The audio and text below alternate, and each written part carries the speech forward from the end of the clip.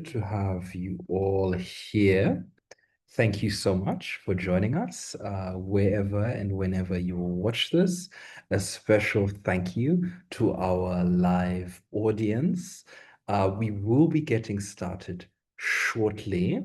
Um, and of course, as always, a recording of this will be shared on our YouTube and on LinkedIn, where you may be able to see this in future.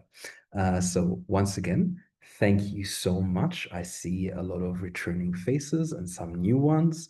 We will get started shortly, and we have something very special for you today. So thank you to those who are joining us once again, and thank you to everybody who is new and watching this for the first time. My name is Amadeus. I am working in marketing at Zanga Metrics, and it's a pleasure to have you here today.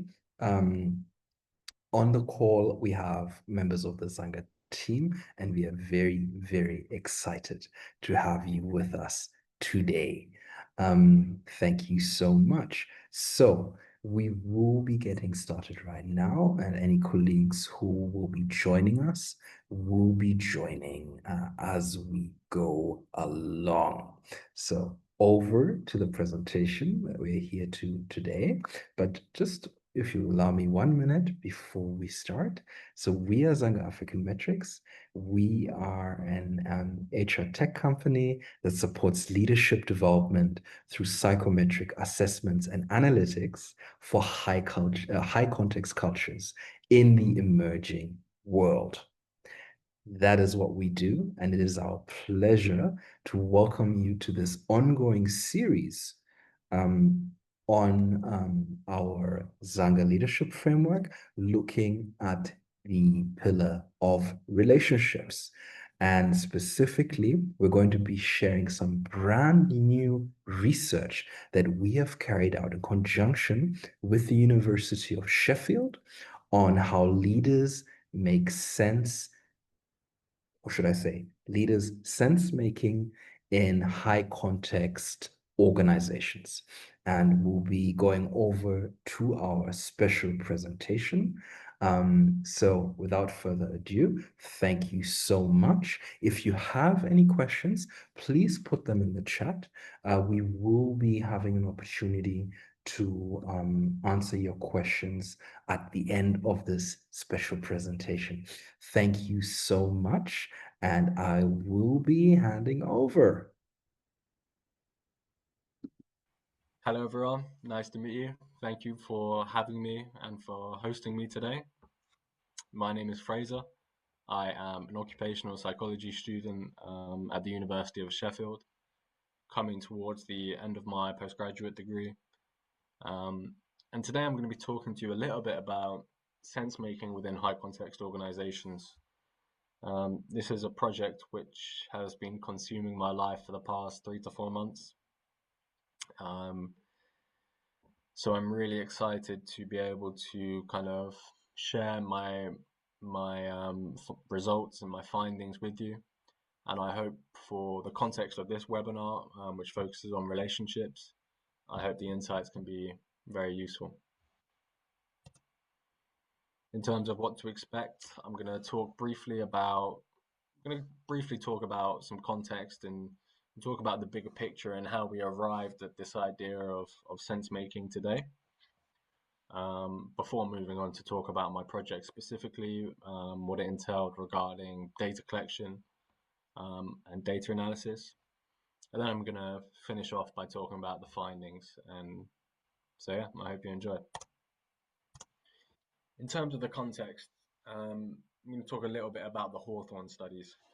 And in my presentation to Zanga, where I discussed the project more broadly, I use this example as well, and I've kept it in here because I think it really nicely lays the kind of the foundation and the groundwork for what I'm going to be talking about in my segment of this webinar. Essentially, these were studies that were conducted in the 1920s and the 1930s in the United States of America, and they were very interested in looking at physical working conditions and how these impacted employee productivity. Things like lighting, and the layout of the workplace, and factors like this. What was striking about these studies was they kind of birthed what we now know as the human relations perspective, human relations movement, because they found it was factors like social dynamics and relationships and psychological factors which really played a key difference or key influence on employee productivity and employee performance. And thinking about where we are now regarding organizational theory, it kind of laid the foundations, right? This is an oversimplification, of course, but organizational theory can be defined as the kind of the study of businesses with the ultimate aim to improve operations and improve businesses. And some individuals on the left-hand side view them as a real entity, right? They look at the physical working conditions we were just talking about. They look at roles and responsibilities within the company. Or on the right, we have individuals that view them in terms of power structures. And these researchers and theorists are interested in looking at questions like how is the power maintained and who has the power, and questions like that. Or we have people that view companies and organizations as a process, right? Particularly a process of meaning making and how we attribute meaning to different events within day-to-day operations. And this is where sense making comes in, right? Sense making can be defined as this process by which we attempt to understand unfamiliar situations and events. And what's really striking about sense making is, although researchers love to talk about decision making and how important that is, undeniably so, right? Decisions are being made all the time, regardless of in the workplace or not. But particularly in a organizational landscape categorized by kind of socio-political volatility and globalization, it's very important to understand this sense-making process because it's defined, it's considered to be the precursor to decision-making. And I think that makes this topic very relevant and very important. Moving specifically towards my project then, the aims were as follows. I think the first thing I wanted to do was to ensure that the project was underpinned by relevant psychological theory and literature. So the first step was to conduct a literature review. And then I wanted to gain an insight not only into this individual sense-making process, but this collective sense-making process, right? You might be asking, why view sense-making from these two different facets or two different lenses? And in my reading, sense-making was influenced by a plethora of factors, but these main ones I was interested in were the internal mental frameworks of individuals. This kind of refers to the mental representations of knowledge that we all have in our heads, and these vary person to person. There was also this notion of sense making being influenced by social interactions, right?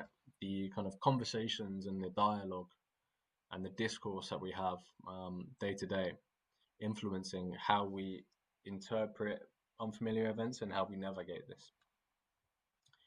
And given the remit that Zanga Metrics gave me, I was also very interested in looking at how cultural context could influence sense making. So how was data collected? I conducted 10 semi-structured interviews with leaders across the world, particularly senior level management positions. These were lasting around an hour each. And in these interviews, I tried to make the conversations as informal as possible by just discussing an unfamiliar event that the leader had experienced and asking them to walk me through how they navigated it and how they initially interpreted information and who they relied on and things like this. And there was a whole range of unfamiliar events that were discussed in these interviews. Some individuals talked about their transition into the senior management position itself. Some talked about projects that they were working on, which were particularly novel and unfamiliar. And others talked about, for example, COVID and the implications of that on their job role. And overall, I interviewed nine high context leaders and one low context leaders. And what this means was the sample mainly represents the kind of experiences and the observations of individuals operating in high context organizations. But we also have this one low context participant serving as a contrasting example. And I want to bring your attention to this table here. I appreciate there's a lot of information on this table, but if you look at on the right hand side, location of organization, this is the most participants being from high context organizations. Also on the very left hand side, we have participant names. I'm gonna, if I say words like beta or gamma or alpha, I'm just referring to the participant names themselves. So yeah, in terms of the analyses I conducted, there were two. The first one was this approach called cognitive mapping. And this involved a very thorough examination of the interview transcripts, essentially looking at not only what the leader believed, but also how they connected their different ideas together. And this was done by looking at the language and the terminology they used to connect these different information, right? If they used a word such as if or so or then, these would all imply different relationships between ideas. And this analysis was very much geared towards looking at the individual process. We also have thematic analysis, which was geared towards the more collective sense-making side. And this identified commonalities or common themes across all 10 participants to kind of get a more broader perspective on the data. In terms of the findings then, the cognitive maps revealed very stark differences regarding sense making based on cultural context. Excuse me. And it's important to note that the claims that we can make from these maps are quite tentative, given only 2 were constructed. But I think they're very insightful and important nonetheless. So with this low context participant, we saw a very formalized and a very systematic approach to sense making. One that was very much governed by not only authority, but also the organizational procedures in place, right? And in contrast, in the high context participants map, we saw a much more relational consultative approach. And this is where ambiguity was kind of managed and navigated through the relationships that the participant had, as opposed to organizational policies. What's really important is the use of communication methods and platforms like WhatsApp, which served a really important role in kind of maintaining relationships and promoting this idea of ongoing dialogue. And what was interesting about this participant was that they were able to engage in cultural code switching, where depending on who they were speaking to, their kind of degree of explicitness was changing, right? If they were speaking to a high context participant, it would be much different. High context culture or someone within a high context organization, their approach would be much different to how they spoke to someone in a low context organization. And I appreciate there's a lot of information on this slide. I just want to point out these on the right hand side, these beige circles, bubbles, if you will. And this is the map from the low context participant. And what we see is how they rated their advisors and the relationships around them was very much determined by the utility that they provided, right?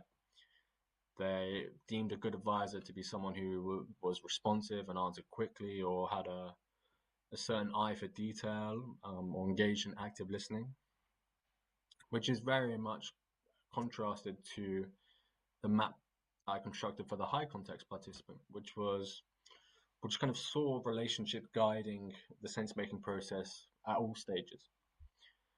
The participant noted that her previous coaching experience kind of informed that consultative approach.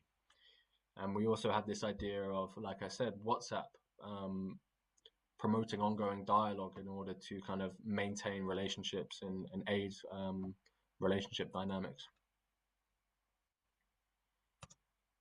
Moving on to the thematic analysis then.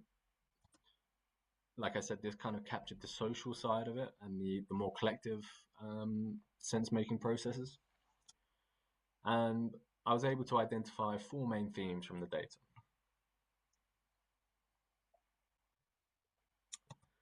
The first one was this idea of the internal anchors of interpretation, right? This idea of factors such as confidence and self-awareness and emotional intelligence all seem to allow the leader to better navigate ambiguity and better orient themselves and understand the situation that they were in. We also have this idea of relationships lighting the way in times of uncertainty. And one of the things that leaders discussed was it wasn't only relying on their colleagues and their peers for emotional support, but also this idea of using people as soundboards, right, to bounce ideas off them and kind of test their interpretations. So I thought that was really interesting. And then we have this idea of distributed sense making, right? This was very much geared towards leaders branching out even beyond their own organization to look at opinions from a diverse range of industries, right? And they noted that by branching out like this, they were able to understand their situation much more clearly. And another important thing about this theme was this idea of subordinate autonomy and using delegation not just as a means to develop the skills of their subordinates, but also giving them time to step back and maybe the more mundane or accessible tasks that the leaders were required to do, maybe delegate those in a way that allows them to kind of step back and take a breather and interpret the events around them more clearly. And then we have this idea of tailoring the channels used for communication. And we spoke about this a little bit in the cognitive mapping section, where high context participants and leaders seem to have a preference for tools such as WhatsApp, compared to low context participants who valued emails and meetings. And this was all about enhancing message clarity, right? Whereas what we saw for the high context participants was the use of informal communication tools really allowed for ongoing dialogue and this maintenance of relationships and relationship dynamics. In terms of the practical recommendations I made for Zanga, these would be to kind of move beyond or coach the softer skills, right? Moving beyond the technical competencies to focus more on confidence and self-awareness and emotional intelligence. I've highlighted this as well because I think this is really important in the context of this webinar, but there was this idea of the larger pool of information that the leader had to draw from, the more effective their sense-making process would be. And so this is why I put this recommendation in here to kind of encourage leaders to branch out and make their network as expansive as possible. And then we have this idea of using delegation actively as a tool to kind of aid the leader's own sense making, whilst also develop the skills of their subordinates and create stronger teams overall. In conclusion then, this study kind of looked at the sense making process across high context cultures, whilst also looking at low context cultures as a contrasting example.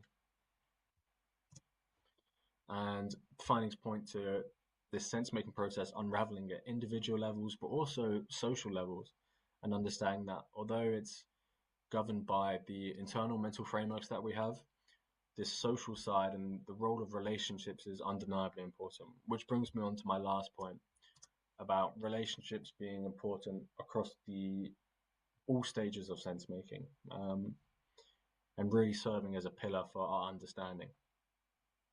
That's me done. Thank you very much, everyone, for your time. I hope you found the presentation insightful. I hope it was relevant to the webinar today.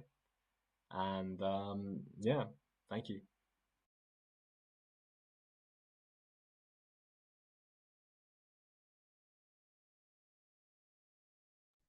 Indeed. And thank you to Fraser for preparing this presentation for us for this particular webinar.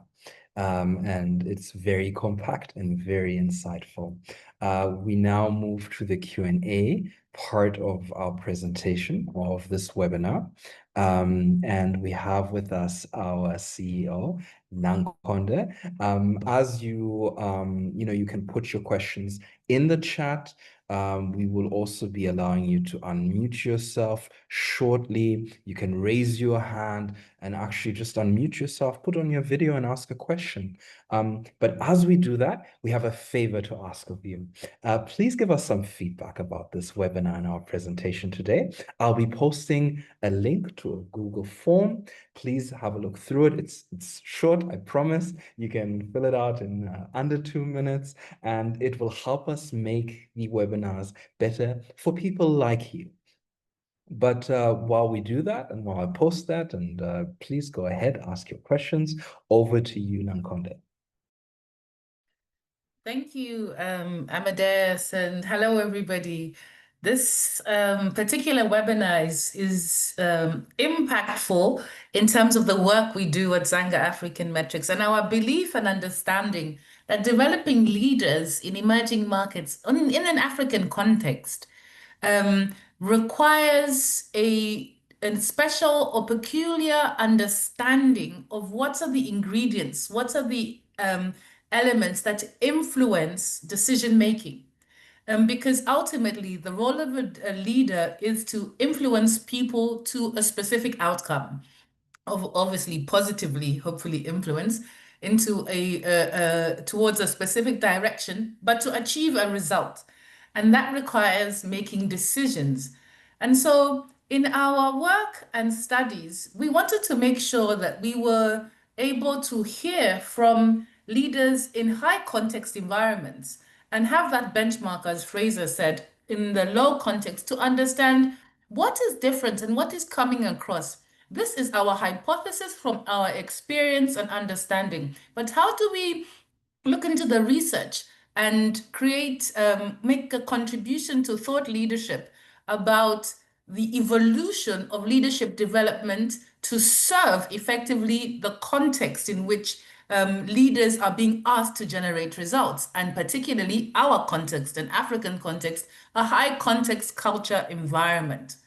And in high context culture environments, what we're saying is that the way we communicate and the relational dynamics are very important and influence how the leader is either going to be successful or fail in their endeavors.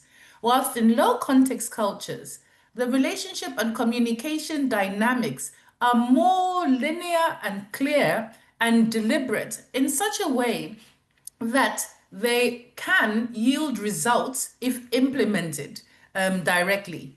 And in developing leaders on the continent, what we're recognizing is, yes, you may have a function and a role within an organization, and there are processes and systems to implement to get you to the results. And if you just did that, you could actually technically achieve a positive outcome.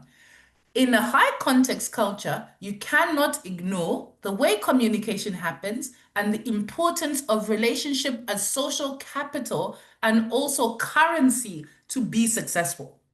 And the study that Fraser did has helped us appreciate that even further through these analyses. And so this conversation for me is quite important from the Zanga perspective to contribute to theoretical and knowledge underpinnings, but also as a practitioner, more practically, what does it mean for you if you're a coach, if you're a CEO building high-performing teams, if you're an HR practitioner? How do you manage your investments to ensure that you're not just setting people up into roles to understand the results they need to deliver, but you equip them with what they need because you appreciate how they think and make sense of their environment to then deliver those outcomes not just once, but consistently and sustainably. And the broader and wider research is actually available. So we will be sharing with anybody who registered for this. There's a lot more in there. And this was just a short presentation by Fraser. Please ask your questions about your thoughts, but there's a few things that come out for me. One was the importance and confirmation that decision making is actually preempted or actually set up by the sense making, which leads to the meaning making and then the final decision. So it's necessary to go back and understand, how is this leader making sense, and how is the context and the culture that they're in, the environment, influencing that process. Then secondly, the power of relationships, the currency that it is in high context cultures.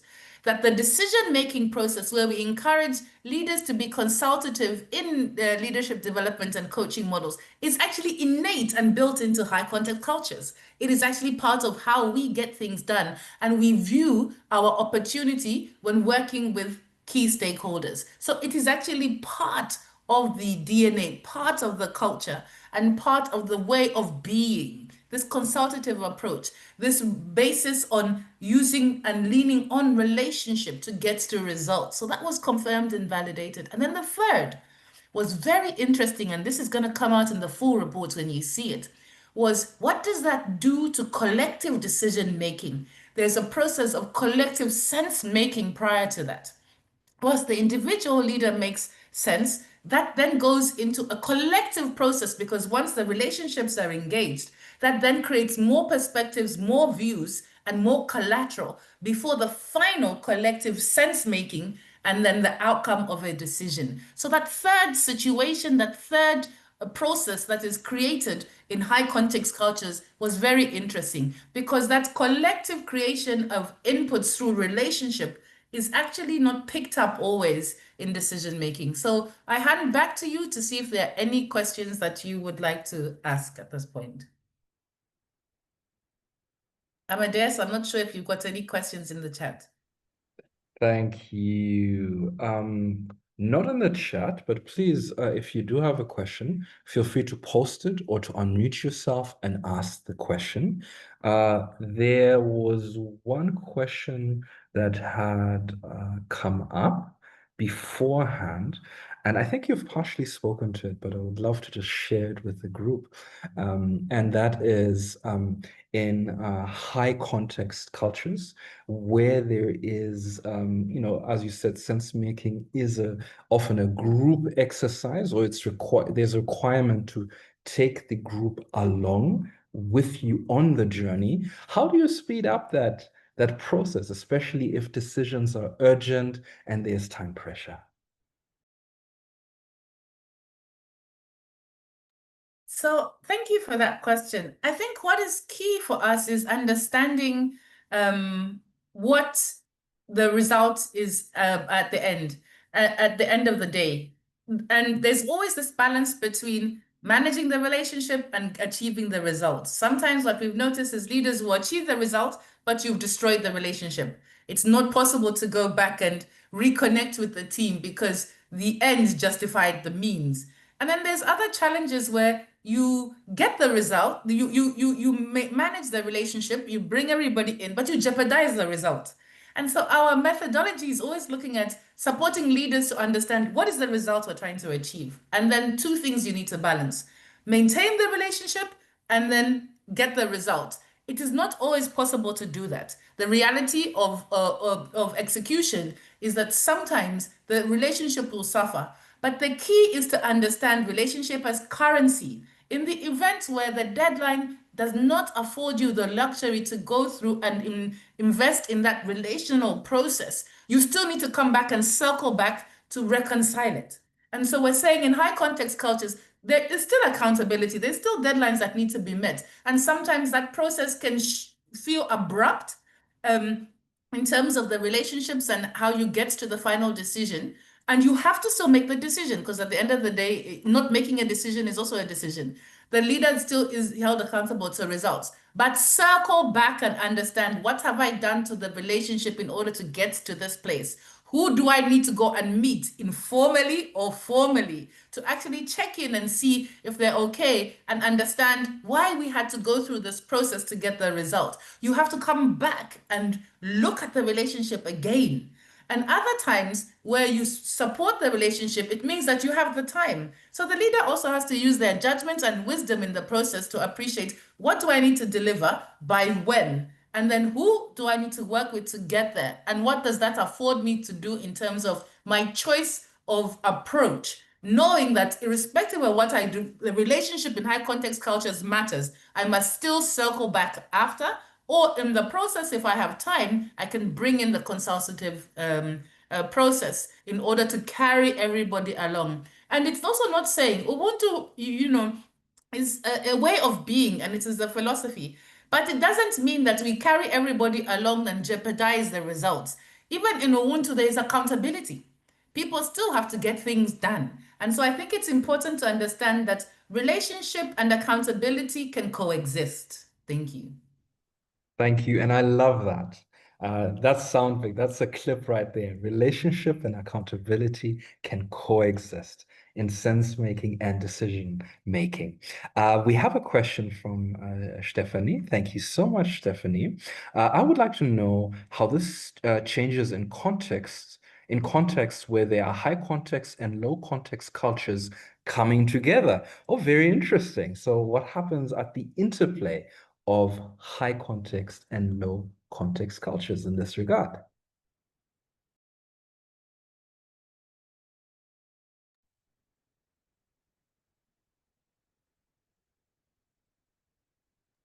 Thank you.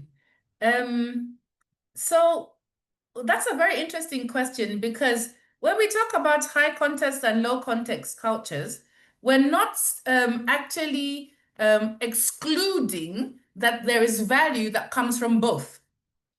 And globalization has taught us that actually what we want to do is expand leaders to be able to appreciate both ways of working, the more direct way and the relational way, and be able to draw on what makes sense for that situation.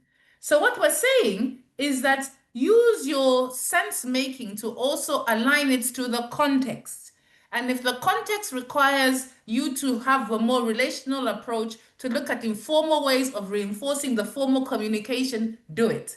If achieving the results requires more formal structured processes to apply, then do it. Bring both together. They're not mutually exclusive. And I think the leaders of today have to be elastic in that way. They have to be flexible and adapt to be able to bring in elements of both. And I think the aligned leader knows what to bring into which situation and has read the room and the environment to appreciate what to bring forward, what to hold back, and vice versa. I hope that helps. Thank you very much. I feel this is very comprehensive. And thank you so much, Stephanie, for asking. Are there any other questions? You can put them in the chat or you can unmute yourself. Feel free. We are here. Okay, let me just check. Does anybody still have any questions, or are we? Okay. All right. Okay. I can't see any further questions on any of our platforms. So I think this is a part where we really want to be saying thank you for your attendance of our very succinct webinar today. We are grateful for your time and that you decided to come and spend this with us, both for our live audience here on Zoom and for everybody who will be watching this on LinkedIn and YouTube later. We appreciate you. Once again, we are Zanga African Metrics. We are an HR tech company that supports leadership development through psychometric assessments and analytics made for the emerging world. And we're excited to have you with us and to support you in this journey. Thank you so much for your time. Thank you so much for your attention. And thank you for your questions. You can find us online at zangametrics.com. And as always, we'd love to connect with you. We are very active on LinkedIn. We post all our webinars on YouTube. Follow our channel so you never miss a webinar and you can always capture the replay. So we want to thank you. And I think with this, thank you so much, Stephanie, for your kind words. We appreciate it. We appreciate all of you here. And this is it for today. Goodbye and have a blessed day and remainder of the week. Thank you so much. See you next time. As always, the next webinar will be held on the last Thursday of next month, which would be November. So we look forward to having you there. And as always, all details will be shared through our email list. Thank you so much. Have a blessed day. Goodbye.